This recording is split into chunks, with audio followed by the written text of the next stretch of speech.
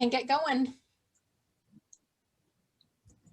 Awesome. Love this topic tonight. So 30, 60, 90, going to dive in what that consists of, what the expectations are. We can mastermind around what does 30 days look like for specific positions we can get into, because I think that's important when it comes to the 30, 60, 90 and deciding of where we're at. Megan, anything you want to add? Yes, the first thing I would like to add is happy birthday to Cameron, whose birthday is today. So happy birthday. Happy birthday. Cameron, tell us the best thing you did today for your birthday, because we're all dying to know. I've done nothing very birthday. I woke up at 6 a.m., did a bunch of work early, watched my kids, just usual not birthday things. It's awful. What are you going to do for your birthday? Just go to dinner. I don't know. It's weird when you get old like this. No one else cares about my birthday either. Cameron is so old. He's got like 7 kids though. I don't even remember how many, but he's got a lot of kids. 4, all boys. Yeah. Yeah, 7. So escape from them is a treat. Like that's what I'm looking forward to. Just getting out of the house with no kids. Awesome. Well, everyone will be sending you happy birthday wishes as we talk about our 30, 60, 90. But no, other than that, like actually on topic stuff, I think you nailed it, Zach. Like, how are we onboarding our people? What does our process look like? How are we offboarding maybe them? Like what is a 30, 60, 90? And how do we use that to either continue our relationship or get out of relationship? And was the 30, 60, 90 part of this last CV course that a lot of you took? No. Everybody's shaking their heads now. Wow, really? I think it was just career visioning, not the success through others in 30, 60, 90. They broke those up now. Okay. So let's dive in. You're all here to talk about onboarding. Let's maybe start with, what I wanted to, John? That didn't sound like a John. What are like the topics around this that brought you to our call today, where we could actually start and have an impact on creating a meaningful conversation for you?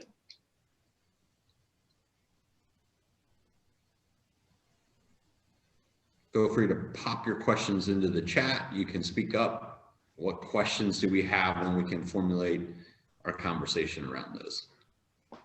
How many of you have created 30, 60, 90s? 1, 2, 3, 4. So maybe about half of you. What did you guys find the hardest thing about creating them was? Not doing it all in 30 days. That was a rainmaker answer. I think something that most 30, 60, 90s I've seen, something that is missing from it is the resources for learning or accomplishing it. So on mine, I do it in Excel, and I've added a column for method of training and a column for systems or programs used in that particular item.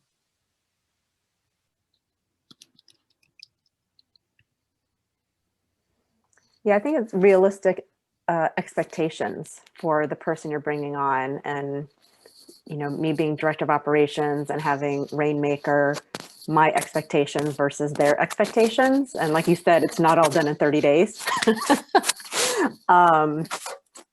Giving them grace when they can't finish something in an amount of time that maybe is set in it.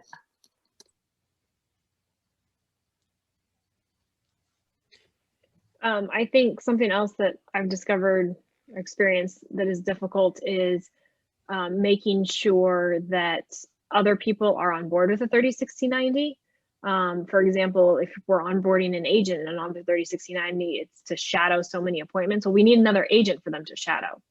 So actually getting those agents on board, and then even more than that, connecting them so that the new agent feels comfortable asking to shadow, or the experienced agent remembers to make the offer. Because otherwise, you know, the shadowing doesn't happen just because the new agent doesn't know when the appointments are or doesn't feel comfortable asking to attend them.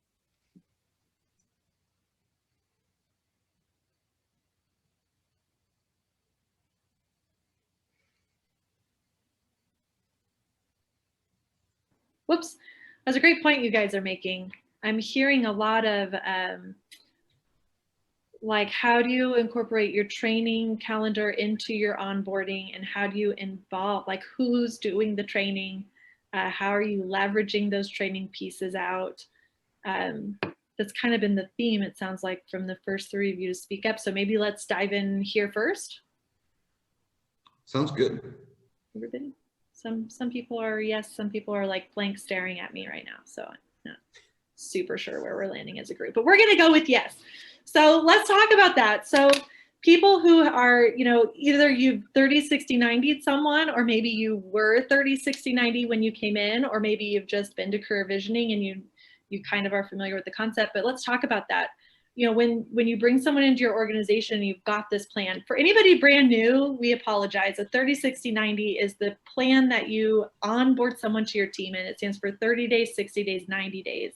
And it's the document that you both work off of in understanding that these are the metrics they're anticipated to hit, or they're choosing to no longer be a part of your team. So if that was unclear, we apologize, that's what it is. So for anybody doing this process, onboarding 30, 60, 90, how are you incorporating, how are you pre-writing a training calendar? What kind of training are you giving? Let's start to mastermind around this topic. Well, this is still a work in progress, so it's not like I'm an expert with this. However, for me, the 30, 60, 90 is actually different than the training calendar, because the training calendar contains just kind of all of the tasks that need to happen. Or maybe it's not the training. Yeah, training calendar. I guess we put it all in one. So like, you know, get yourself set up with this profile, get a headshot, get a bio, like all of those little things that need to be done go on the training calendar. They don't go on the 30, 60, 90. 30, 60, 90 for us is the bigger goals that they are working to hit, such as making sure that they've contacted everybody in their sphere by the end of 30 days to let them know they're in real estate, you know, like I was mentioning, shadow so many appointments, you know, so that they know what to say. Reading the one thing is on our 30 days as well. So like those are separate from the actual like tasks of training. Who does what? Who runs the training? Who runs the, like, let's talk about that. I wish I had a good answer for that. We don't, and I think that's one of the areas that we really do need to work on is ownership and responsibility of every one of the things on there. So for us and our team, Director of Operations, and we've got our leads manager / ISA going through 30, 60, 90, first 30 days currently. And I kind of had the SMART goals in mind. So specific, you know, the measurable, and having, you know, and then who owns that, you know, so who is it with? So every single task, it's training with Hannah, training with Carrie, script practice with, you know, buyer agent 1, 2, and 3. So I made sure on every single line, at least for the first 30 days, somebody owns that, you know, or it's got an ownership or a video or a link to where she can go to and reference. So multiple failed buyer agent 30, 60, 90s, you know, and they're coming to me, hey, what does this line mean? Or where do I find this? I'm like, okay, you know, to save time for all of us, pre-do those videos and do that, you know, so she isn't asking. So that was something that's really helped for us. So if you haven't so far started the 30, 60, 90, hopefully you're taking good notes, because there's been some great things between Elizabeth and what Hannah said that they brought out, right? 1, 30, 60, 90 should be big goals. Do you have that wrote down? 2, we pointed out, right, that the 30, 60, 90 is separate than what your training schedule is. And then 3, these are SMART goals. right? So 3 big areas to start writing down as you think about building this out. Why do you guys, like, when you hear that, what Zach just said, / Hannah / Liz / all you guys with your big brains just said, like, the training calendar and the 30, 60, 90 are actually separate documents. Why is that helpful to you / the person who holds this person accountable?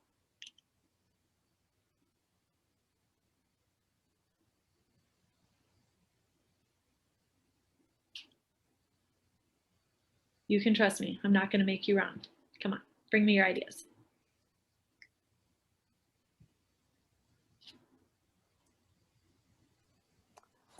I'm just thinking, like we were saying before, is that, you know, one is more like the checklist of the headshots and your passwords and just kind of getting you into your seat, where the 30, 60, 90 is actually getting you into your job and learning your position. So it just gives that person a way to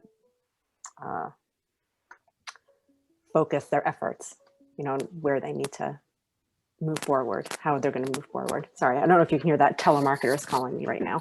I can't hear a thing. You nailed it. Like, Luann, that's such a great point. Yeah, like this is a checklist versus like your actual KPIs, your key performance indicator for your role, right? Like this is our expectation for this position. And when we're holding them accountable to that first 30 days, because we only get into business with someone 30 days at a time in the beginning, right? When they're commingled, right? Like these are just your checklist activities, which if you do it on day 1 or day 30, maybe I'm ambivalent, but your KPIs I'm real strict about, right? Like these have to be hit for us to be in business together. When they're commingled, it becomes a little fuzzy and hard for us to be quite so like these are just the facts, like you did it or you didn't do it, when it's commingled with a bunch of other stuff on there. How many of you guys love to fire people 30 days after getting in business with them? Yeah, like no one, right? So when it's very clear cut, it makes it an easier, it's not your personal decision. It's just, this is what happened. You didn't do the key performance indicators required to stay in business here. Hey, Megan, I wanted to share something with you, and something I share with a lot of my clients too, is that I can't remember where we were when he said it, but Gary said that to take the emotional part out of it, it's saying to them that I didn't fire you, my standards did. Not that it makes it any easier or more fun, just a little more black and white. Yeah. Especially for those of us who don't just naturally love to fire people 30 days in. And if they have that 30, 60, 90 and they're really clear on what those expectations are, what those KPIs are, they already know, right? They're getting to the end of that 30 days. They already know. It's not going to be a surprise to them. Yeah, many of them will do you the favor and just go ahead and quit if it's very clear cut and not commingled, if they're not hitting their KPIs. But let's go back to the original question, because I get this a lot as a coach, right? Like, who does this? Like, literally, like, who does it? Like, who onboards them to Google? Who's got the Rainmakers account to add them into Mojo? Like, who's shadowing? Like, who are they shadowing for this, that, or the other? Where are they sitting? Who meets them at the door? Like, let's mastermind. What do you guys do?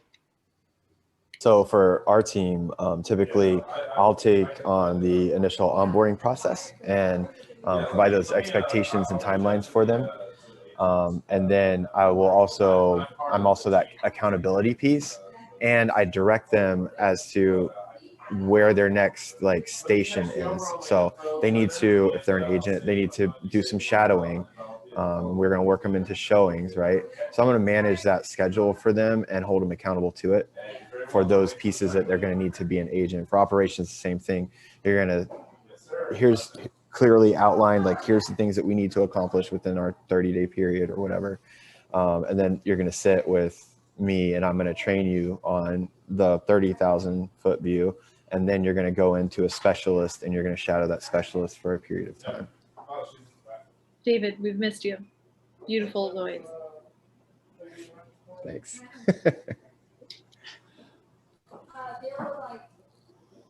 What else are you guys doing? Hope you're taking notes. graduated my first person 30/60/90 this week, so, and it went well, and I have 2 more graduating the next 2 weeks. So I'm kind of in the middle of that process, a lot of learnings. But one of the big ones I had was separating the meetings, right? So I have one where we're actually reviewing where they're at 30/60/90, another that's the training and task meeting. I was trying to pump it all into one, and we just talked about what was going wrong in their task and didn't spend enough time actually evaluating where they're at. Awesome.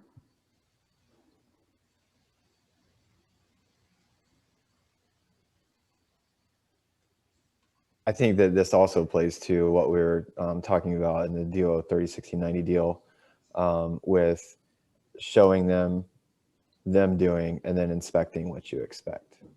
And so throughout that process, you're going to kind of, or throughout the 30/60/90, you're going to kind of repeat that over and over and over again, showing them and then them doing, and then you inspecting it and following up. So that's kind of mirroring kind of what Phil said, and making sure that that's systematized and you stay on task with those specific meetings.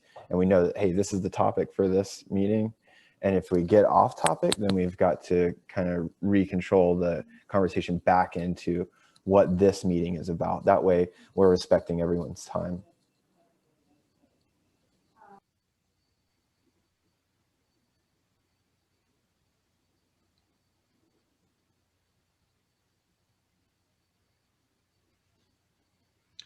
Does everyone have their nighttime essential oils running? It's really quiet, this mastermind. We're all here to learn. Chris Ann, you've onboarded a lot of people. What do you guys do? I mean, these don't have to be success stories. You could tell us something you've done that went terribly awry. This is a mastermind. Let's be real. Oh, I mean, any mistake that could ever be imagined, I mean, we invented it over here. Our biggest thing is, and it's lessons learned, the biggest thing is not doing it the same way each and every time. So either someone else is doing it or it was done out of order, not followed up on, all of that. I mean, like I said, we've screwed it all up.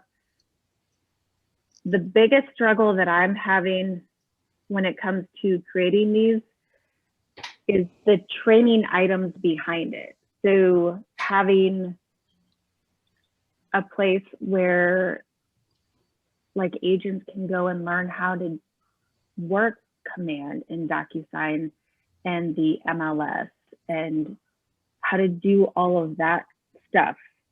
What do you do when you get your first offer? I mean, things like that is where our biggest struggle is. And then another piece is just holding them accountable to all of like the lead gen and all that stuff. But that comes back to who is owning what piece and part of the puzzle with it all. So we're slowly learning, but we've also screwed up a lot. You know, piggyback on that, I feel like, you know, we're kind of a smaller team. So it's not like we're hiring agents back to back to back or any position back to back to back. So you go back to it a year and a half later, and it's completely different from anything you wrote down. So you're like, okay, I'm going to be onboarding next week. And you pull out the doc and you're like, oh my God, none of this is the same anymore. So then you have to go back in, recreate, links aren't there anymore. You have to find new material, or that's something definitely as far as just getting into the rhythm of, which I haven't done, but going back in and updating them. That's a huge part of it, is making sure they're current. So when you do bring someone in, that they're even relevant anymore.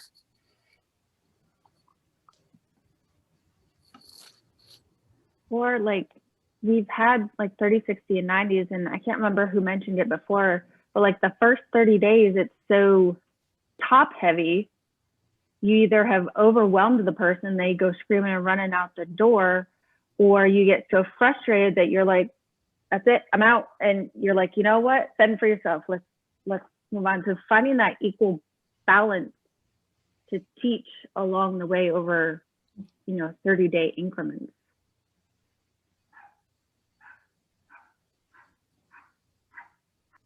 Has anybody ever let something slide during the 30, 60, 90?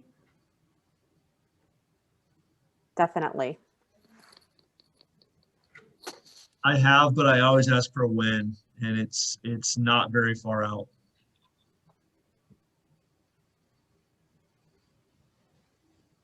I feel like we've actually made the mistake of letting the entire 30, 60, 90 slide. Like we present it when they come in, they sign it, we sign it, and then 90 days later we're like, oh yeah, we had that document. Now we're getting real. Oh well. Thank you, Elizabeth. I mean, yeah, to be honest, like. Yeah, I mean, like life happens and then it's like they start mastering a few things and, you know, okay, I know how to show a house. I know how to put somebody under contract. I know how to do this. And then all of a sudden it's like 6 months later, like, you know, they're clueless on how to do half the things. And then, yeah, you go back and you're like, oh, let's restart and slowly go through this actually. You know, check mark these off. And do you know how to do these things? We're doing it right this time after 2.5 weeks right now of hiring, you know, the new leads manager and ISA. It's already preloaded on my calendar, our weekly meetings, and she's on it too. So not failing this time. So fail forward. Yeah.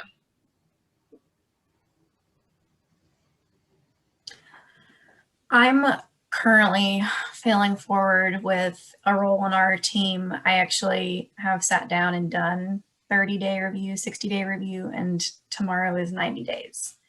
And my rainmaker and I have been discussing, we're not sure this person's taken ownership of the role and is the right fit. Yet they've met all of the 30 and 60-day marks. And I've realized we've included lots of like measurable task-based items, but we haven't figured out a way to put like the full comprehension and ownership of the role into there yet. Like, how do you ensure that those pieces come together in their mind in some of those more intangible ways where they're anticipating problems? Like how do you tell someone you didn't anticipate problems and you weren't proactive because there's not really a measurement there? So does anyone have any advice for how to make sure those things are being looked at and measured? Incredible question. I don't, but I do like the question. That's a fun one. I like that too, because we've been there too. They seem to be a good fit on paper, but in actuality, something's just not right. You know it, but it's not coming out in that document. My first thought, and not to say that we're great at this, but is to kind of compare the person to the values that you have written out, like the MVVP, BP, all of those acronyms. And if they're not fit with your values, then that's probably like the big red flag. And that probably comes back on us all as operations people communicating our mission, vision, value, perspective, beliefs, everything, so that they can know that they're a match to that. Because that's happened a few times on our team, and we did leave it too long. And then when we finally separated with these people, the rest of the team were like, you know, they breathed a sigh of relief, like, oh, I'm glad that he's gone, because he just didn't fit our culture. And we didn't even realize it till he was gone how toxic he was. And if we would have just looked at our values, he wouldn't have been on the team more than 30 days. If the issue is them taking ownership, what on your 30, 60, 90 for them to complete it requires them to take ownership? We had someone mention to us recently to put on there that with them we will create a GPS for the 30, 60, 90. So, you know, their GPS for the 90 days. And we'll basically help them with the goal and the priorities. So maybe the goal for an agent being to have 2 deals in escrow or close at the end of 90 days. We'll help them with the priorities. You know, priorities are getting your sphere into command, or letting your sphere know that you are an agent, you know, things like that. However, they are responsible for coming up with the strategies themselves. And obviously we can sit down and work with them, make sure that they're smart and all of that. However, there's a little bit of ownership there in that they have to actually figure out how they're going to hit those priorities and the goal. Something else to note too, Emily, is the 30, 60, 90 isn't the end all. Like, culture isn't necessarily on the 30, 60, 90, but if you discover in that 90 days they're not a culture fit, like, that doesn't mean you have to keep them on the team because they completed the 30, 60, 90. Yeah, I would actually say in this case, it's kind of the opposite. They're a great culture fit for the team, and we think they'd be a really good fit for a different role. They're not fitting this role. There's something about the pieces aren't clicking to get the full comprehensive scope. It's for an operations role where they're going to have to be managing, tasks and details, and it's not, they understand each individually. It's not coming together. And I don't know how to point to something and say, this hasn't been met, because they've done each piece individually. So how did you figure out that things are not clicking for them? Was there a specific situation where you recognized they weren't clicking that maybe you could share that point with them and then tell them what you just said? They're not necessarily a good fit for this role, but you think they could do this role?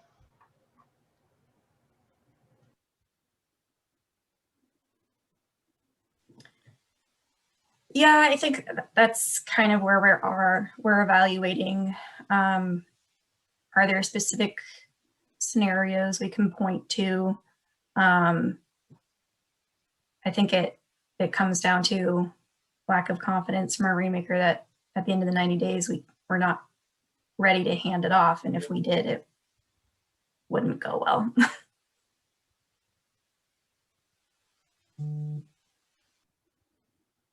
As someone who, like Chris-Ann's, made every single possible recruiting mistake ever, I totally empathize with you, Emily. Like, sometimes you end up with a candidate who on paper is hitting the KPI, but it is almost like this ineffable thing that is just not working. I think, and I don't know, every one of us has a unique recruiting history, but I think for me, the lesson I learned was usually those candidates, I knew up front there was something ineffable, and it usually wasn't as ineffable as I thought. It usually was on a KPA, maybe not being a great match. So rapid problem solving was maybe lower, but everything else was so perfect, I ignored it. Or spatial reasoning, right? The ability to piece together complicated systems was low, but I was like, who cares about those shapes anyway? But then it was showing up in this kind of difficult to describe way in their character, just in the way they preferred to approach work, because it's not really a character issue.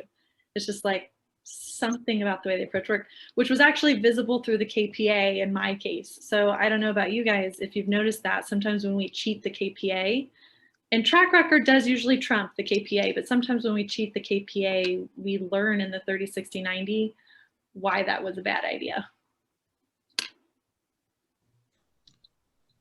I would also suggest a big part that's missed is how many of us are familiar with the cash talk?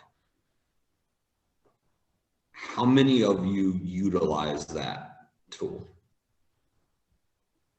Seeing one. Anybody else?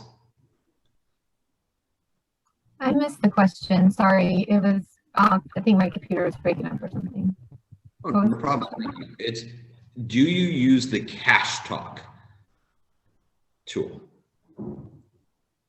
Kenny, you want to jump in and explain what that is? Yeah, let me grab a form real quick. We've now, with the 12-week year in our 411, we've kind of done away with that. So while she's pulling that up, I'll let her dive in more detail. But in essence, the cash talk, there we go. Abby's got it.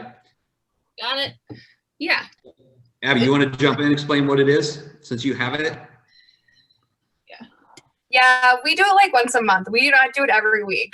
So that's just something that we do monthly, and it's at their one-to-one meeting, and it talks about like what they learned that week, what changes have taken place this week in terms of your knowledge, what changes have taken place in terms of your attitude, skills, habits, all that. So we don't do it every week, we just do it monthly.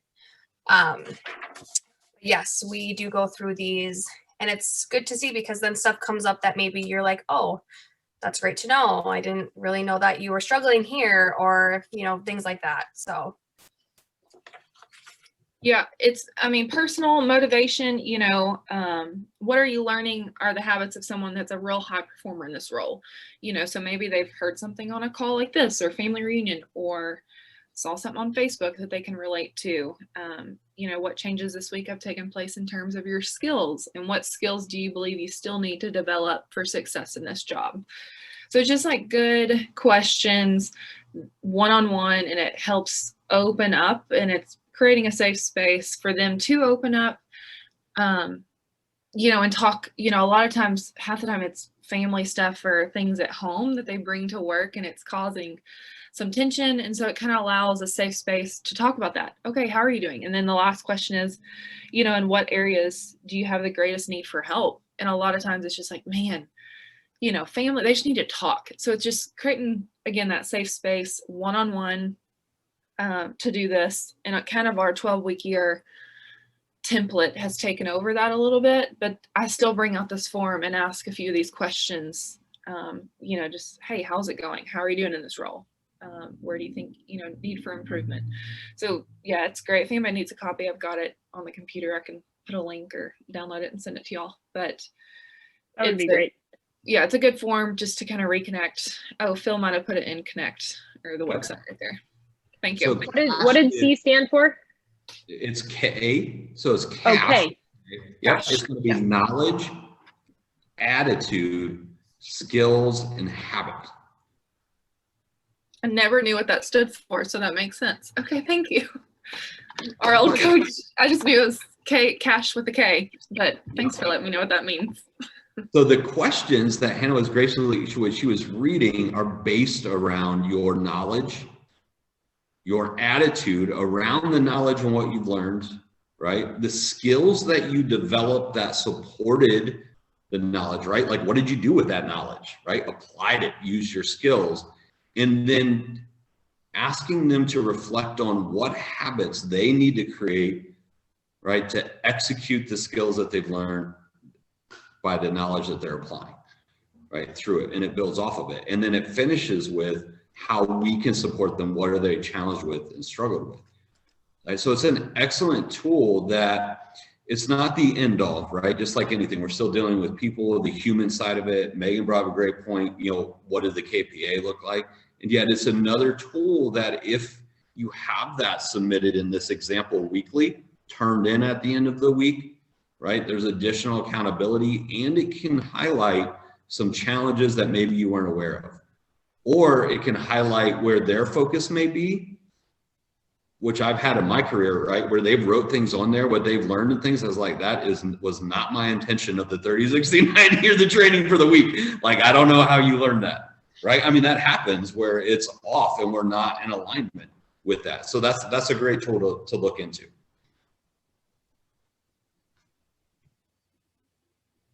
And I have implemented this on with our 30, 60, 90 towards the end of each 30 days, just to get some good, clear feedback on those things.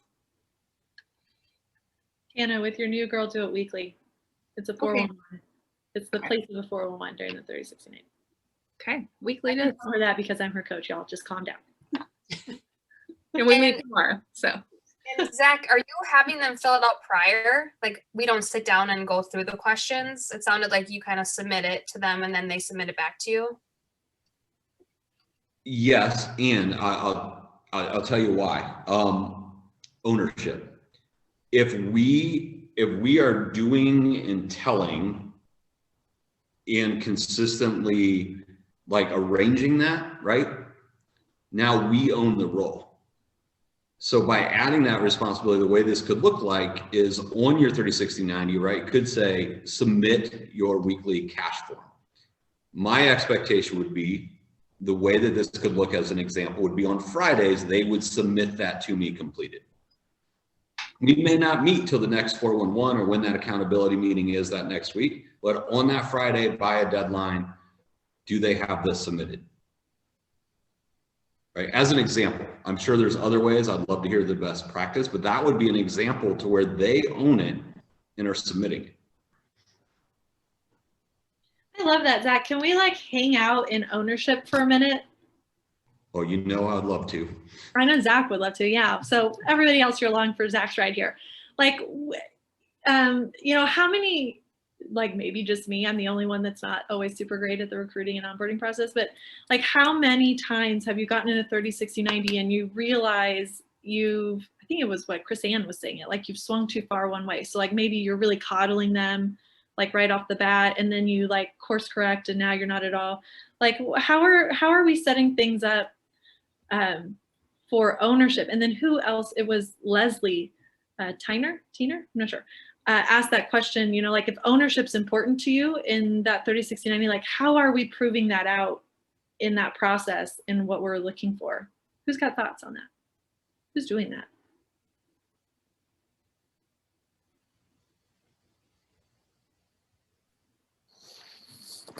With some of their items, I put that into their lane, and in doing so, it's intentional to see how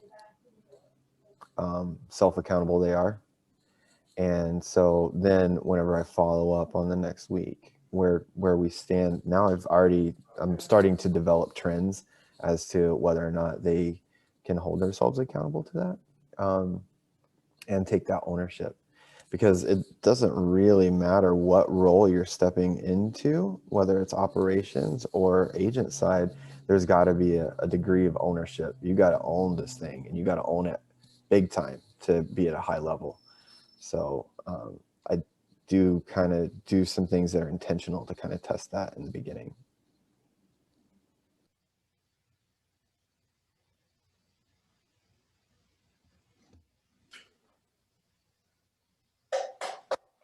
I would agree with that. And that kind of going back to what we were talking about before, like how do you know they're a fit if they are checking all the boxes, but something isn't right? Because part of it is for us, we have a book club and you need to read the book and you need to take part in that. You know, things like that are not necessarily part of the job, but they're things that us as a team for growth, we want you to do kind of outside of the team, but part of the team. So same sort of idea is, and this is part of your learning, part of being part of the team. Are you stepping up and doing these things? Because that, as much as learning how to do your job, being part of the team is, you know, the identical other side of that. So that's part of the test. And when they're learning, are you doing these things on your own, taking initiative? And if they're not, then we've had some where we love them, they're wonderful people, they're checking all the boxes, but then they're not taking the initiative. They're not proving to us that they are really hungry and they'll do anything to be in that position. Yeah, I was thinking that same thing. I was just going back through my mind, thinking all the like great agents that we had and what their training looked like versus the not so great ones that we had to break up with very quickly. And I'm kind of remembering that on the 30, 60, 90, there's some clear tasks that I hold all of the information that they have no idea how to do. And some of them won't come talk to me and ask me questions. So like, what even does this mean? How do I do this? And the ones that bug me all the time seem to end up doing better. And I joke that it's because a good agent's almost like to the point of annoying. You know, they never stop that follow-up, but I think it comes down to the ownership. I like that word for it. They're not owning the 30, 60, 90, their job or any piece of it. They're just hoping that we'll drive everything through them. They're sitting back and waiting for us to do it all. I like that a lot. The ownership part, not the waiting for us.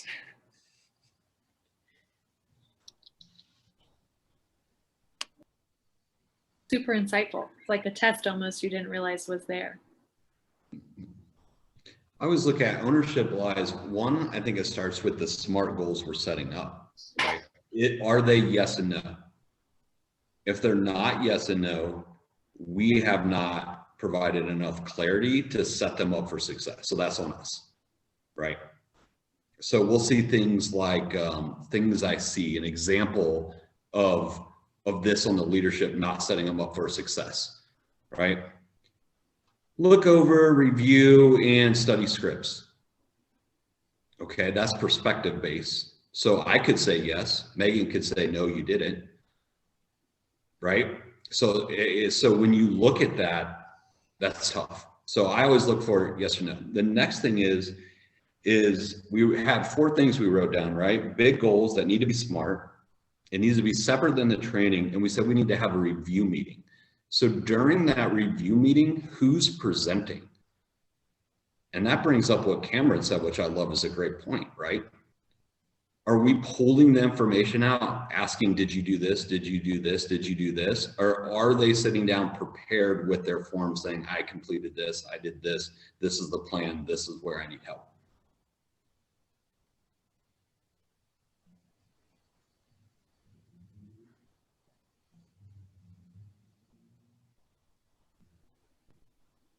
When you're saying yes and no, do you mean instead of saying review scripts, is it like review scripts for 30 minutes? Yes, I did. No, I didn't. Or call 10 people. Yes, I did. No, I didn't. Rather than make calls. Is that what you mean? I love that.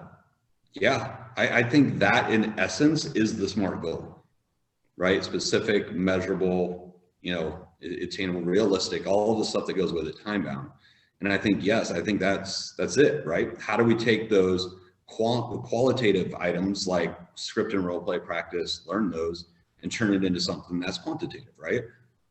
Expectations 3 times a week for half an hour, right? Maybe you submit a call, submit 1 call a week. That's where I would go. Like they could say, yes, they did it, yet can they prove to you, like if you say review an internalized script for whatever time frame, they're not proving to you they've internalized that. They're not proving to you they've walked away with that knowledge. So mine was always, what can I put in there that they can come to me and prove to me that they know this, and they're coming to me and proving to me they know this. Ownership.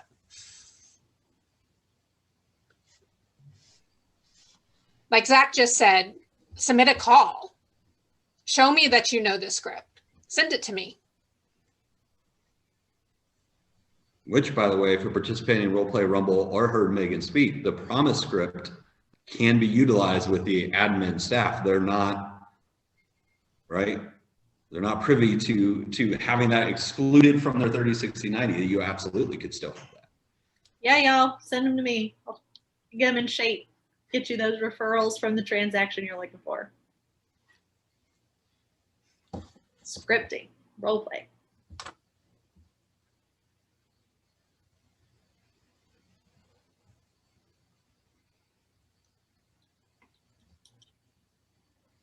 We have 14 minutes left, and there are 29 brilliant operations minds on this call.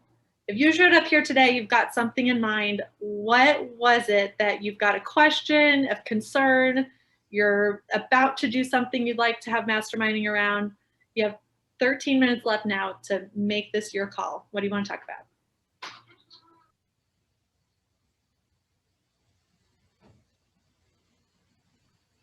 My mind's currently turning on how can I hold my Rainmaker accountable to holding the new agents accountable to the 30, 60, 90.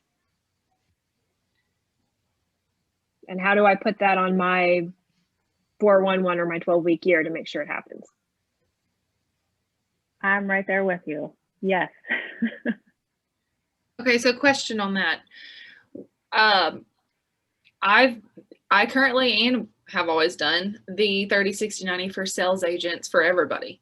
What's the MAPS coaches? What's the point of view, or should the Rainmaker? I know, director of sales, that's would that be their job? Who owns a 306090 for sales when we are admin?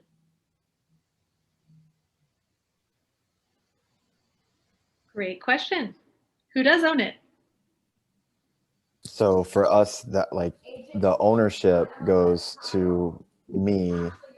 However, our vision with that 30, 60, 90 on the sales side is for them to be in direct contact with Cassandra, with our RM, because I want their brain to constantly go WWCVD. What would Cassandra Van do?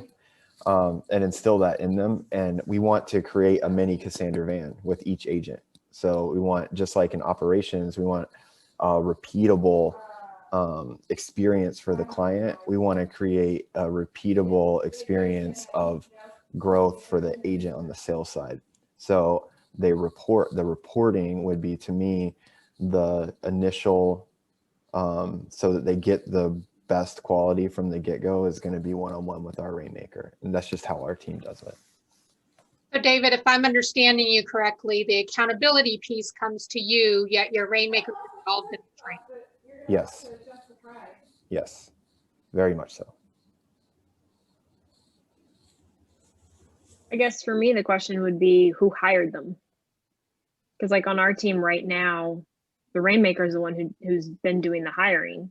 He's the one who sat down and explained the 30, 60, 90 to them, presented it to them. So it makes more sense that he would be the one who would be responsible for following it through to completion. At the point that I take over some of that hiring and a lot more of that training, I think at that point, then I would be responsible for following it through. What does the org model say? Anyone? I mean, I believe whoever hires them, Liz was saying, is the one that would do the 30, 60, 90, keep going through that. But what does the org model say? Not your org model, the org model. Like the org model. I mean, yeah, director of sales, director of ops would do any admin, and director of sales would do sales agents. Is that correct? So if you've got a team that's big enough to have a director of sales, like director of sales would do sales, director of ops would do ops, director of lead gen would do ISAs, OSAs. Definitely, yeah. What if you don't have a team quite as big as Hannah's? Goes back to the Rainmaker, doesn't it? I believe that's what it shows, that's the setup. For agent, yeah. It goes back to the Rainmaker. Now, does that mean the EA, DO, whoever's not like collecting data, like getting the numbers, doing the numbers check? Like, no, that is all still in the realm of what a DO or EA would be doing. But if we're talking best practice, not just what happens in the real world, like let's talk org model, it would go back to, for a smaller team, it would go back to the Rainmaker. Or the lead buyer's agent once you've got a lead buyer's agent. And then the DOS.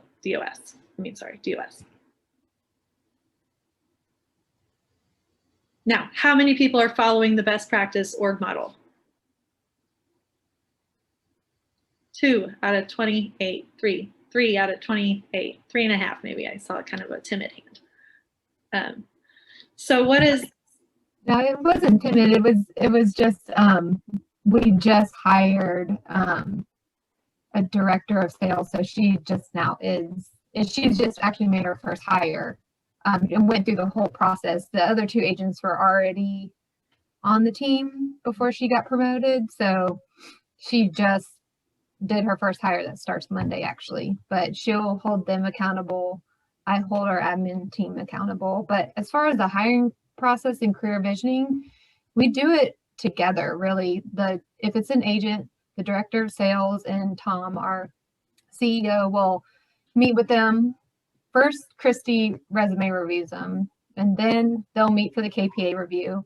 I do all of the 30 questions for the team, and if I approve it, then the sales manager and Tom will do the spoke and motivation. And then if that goes well, the whole team will do a coffee with them and everybody provides feedback. So we involve the whole team on the hiring, but we each have our own reports, like the model.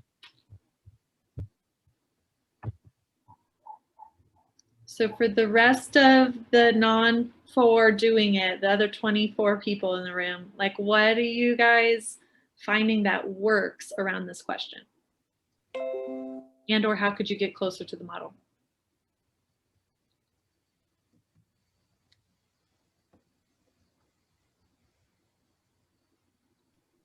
So when it comes to like when they're in the 30, 60, 90 and the Rainmaker is the one who is to be training, we're in a unique position where our Rainmaker is not present for a good portion of the week. So it falls on a lot onto my shoulders or our newer lead buyer agent who's still pretty fresh in that role, which for the both of us, like we're pretty tapped on this. So what we have started to encourage for questions and all that stuff is reaching out to the people within our market center. So if we have an agent who wants to know more about like land sales, like we can explain it, yet I'm not the best person to tell you the ins and outs of a land sale. I can give you the basics, but there's a girl in our office who does it all the time. So we have always said right from the beginning, like everyone in our office has an open door policy. If you have questions or anything like that, go ask, seek that knowledge out. Don't just stay right here on our team because, I mean, while we may always continue to learn and all that stuff, we're not dabbling in everything all the time and there's always new things coming up. So go outside and find the knowledge, because if you just keep it in here, like it's just gonna be the same repeated information I'm gonna give you all the time. And that has worked okay, but they are hesitant because they are like, wait a minute, you want me to go ask another team in our market center a question about how to complete an offer? And we're like, yes. And they're just so weirded out by that because they're like, no, like they're our enemy. And I was like, no. So leveraging out into the market center for some training has proven to help quite a bit in that department.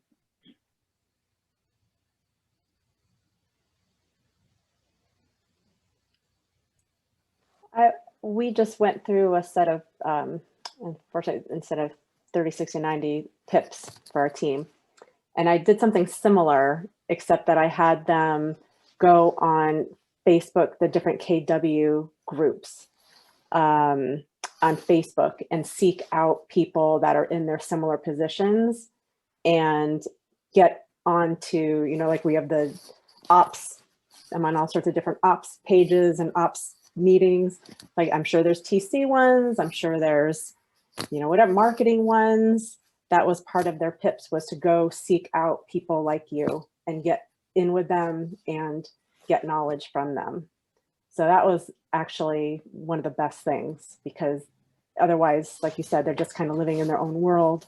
There isn't that growth happening. So they would oftentimes come back to me a week later, you know, the next week, oh my God, I found out this great thing. Awesome. You know, that shows ownership too, when they're willing to go out and do that.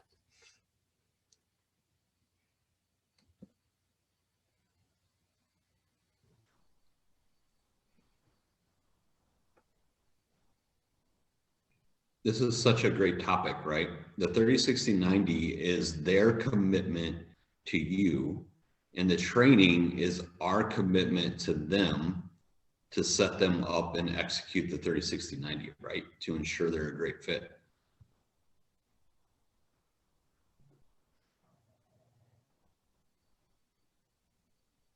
So when you reflect on that, are you holding up your commitment?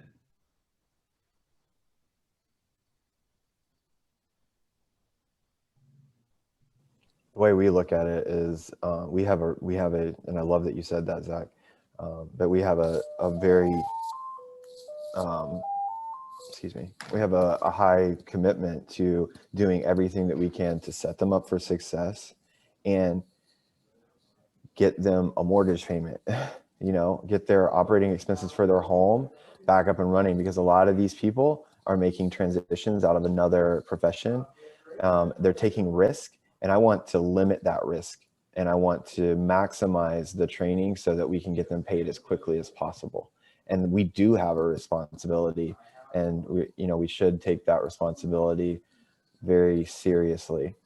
And in doing so, because we do have that care, the agent care, they show up, and when they're talent, they will oftentimes exceed expectations in that arena, and they'll start really taking over ownership, and then you see them just hockey stick.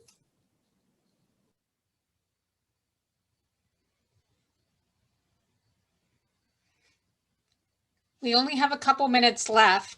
So before everybody starts to take off, I want to talk about our new time. So a lot of you on the East Coast, and this falls into your after 5 time. So after talking this week, we're going to move this time up to 4, just move it back half an hour. So have it start at 4 p.m. Central. So you guys are done at 5. Awesome.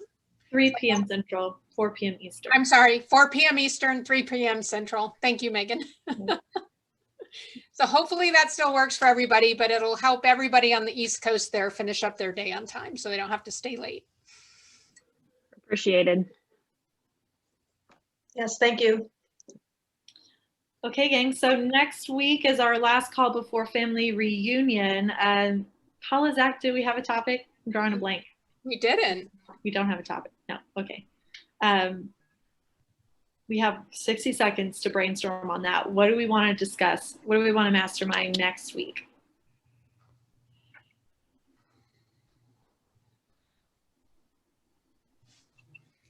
We could carry this conversation and get more into the training aspect of things if you guys are interested.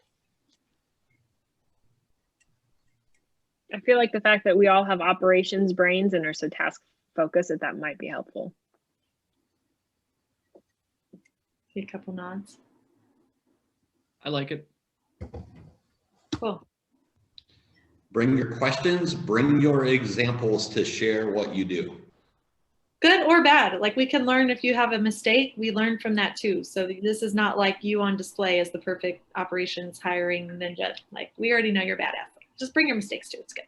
And some of you have some great training platforms, so share those with everybody. Yes. Okay, gang, and then we have family reunion. So we'll do training, family reunion, and then after that, we'll be doing Miracle Morning, right, Zach? Isn't that the schedule? Miracle Morning, it is. Yeah, Miracle Morning, 25th. So we will see you next week for training. See you, everybody. Thanks, guys.